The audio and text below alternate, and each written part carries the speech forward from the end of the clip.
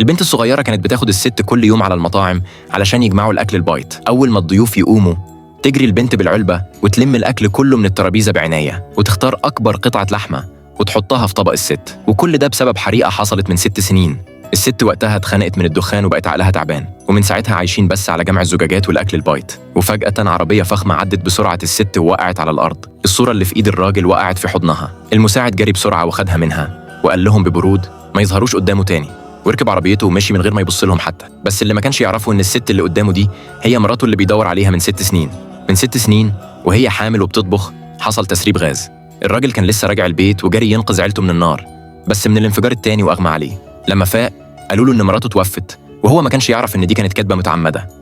ومن يومها الست بتعافر تعيش مع البنت، لحد يوم لما البنت فجأة كحت ووقعت في حضن أمها. عاملة النظافة اللي كانت بتساعدهم شافت الموقف وجريت بيها على المستشفى. ولما النتائج ظهرت قالوا لهم إن البنت عندها لوكيميا ومش هتتعالج غير بنخاع من أبوها. بس الأم عقلها تعبان بقاله سنين ومحدش عارف مين الأب. الأم وقعت على ركبها قدام الدكتور وبتتوسل له يساعدها. البنت مسحت دموعها وبتحاول تهون عليها، مش عايزة تبقى حامل عليها، واقترحت إنها تتبنى من أي حد. لكن مهما عدى ناس قدامها محدش واقف علشانها.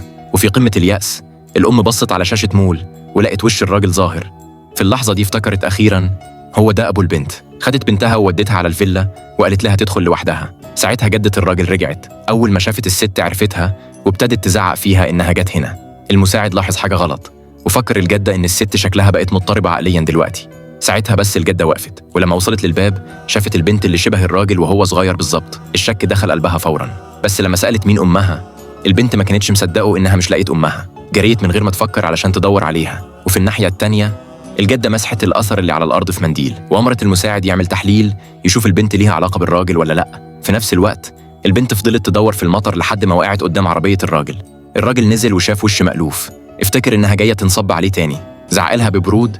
بس البنت مسكت إيده بكل يأس وعيطت وهي بتسأله لو شاف أمها. الراجل سألها اسم أمك إيه، ولما سمع الاسم ما كانش مصدق.